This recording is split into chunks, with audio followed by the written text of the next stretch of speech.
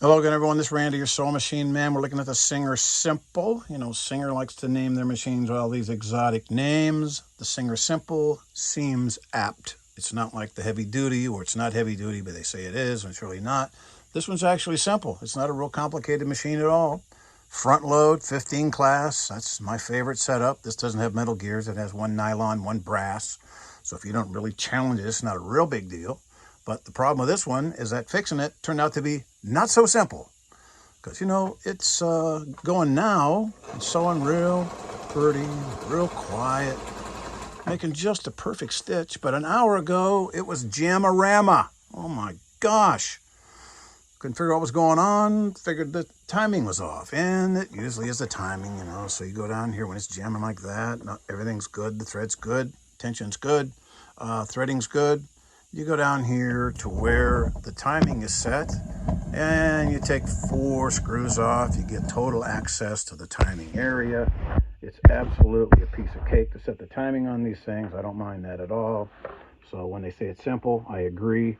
You know, you loosen this screw, put your hook in the timing moment, tighten these back down. Well, this screw here was loose to the point where I can see why it got out of time.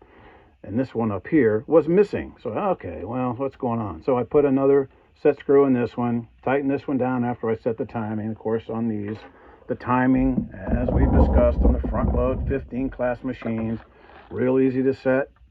What you do is you put it in its right hand zigzag widest mode. On this one, it's going to be D. D would be its widest right hand mode. Knock this stuff all over the place. That would be good. All right. And you put it in its right hand mode. Let's lift this up back here, get the fabric out, put the hook in, and the hook, you know, the left hand side of the timing, needle at its highest point, got the C on the left, put your hook in with the needle at its highest point. That half of the puzzle is on the right. All right.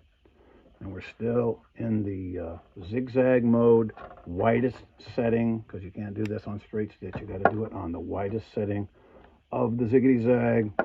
So you get it to swing over to the right, widest setting, bottom of stroke. As it rises, you'll notice that the point of the hook comes in right above the eye of the needle. See how that's going on right there? Right at the eye of the needle, right above it. I don't know, millimeter, 2 millimeters. Just got to be above it. It can't be at it. It's got to be right above it. There's a lot of movement there, but that's just the imprecision of the machine. But it comes in above it.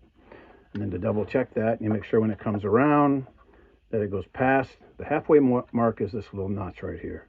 You want to make sure that that driver goes past the halfway mark. Ba-boom. And it does by that much. Then you know your timing's good. So I'm thinking, great, perfect.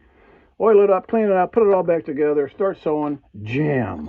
Oh, Lord, are you kidding me? Yeah, it was driving me nuts. I know it was driving the customer nuts because on the phone we're trying this and trying that. Jam. And I'm like, well, something going on because, you know, this lady, she knew what she was talking about and she followed instructions very well. We went through all the stuff and, you know, take this apart, right one to the right, left one to the left. She got it all back together. But it wasn't working. So then I started taking this thing apart, and I noticed that, you know, not only did they not tighten down the screws on the timing, left the screw out, this one they managed to put in, but they didn't tighten it down. And it's this one right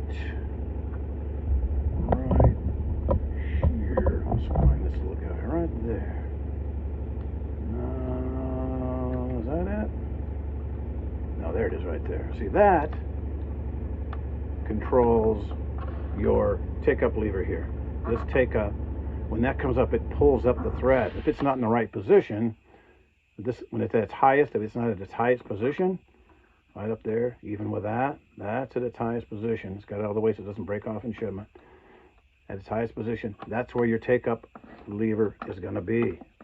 So this screw right here that holds it in place was loose, and it wasn't even this post that goes through and holds this in place, and there has a flat spot on it. And you can take this screw out and you'll see the flat spot, and you'll see where the set screw was supposed to be. There'll be a little indentation there.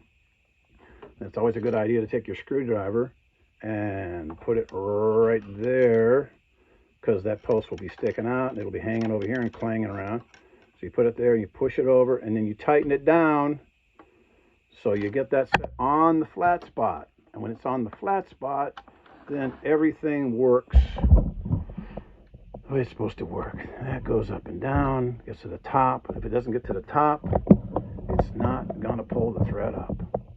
So that has to get to the top.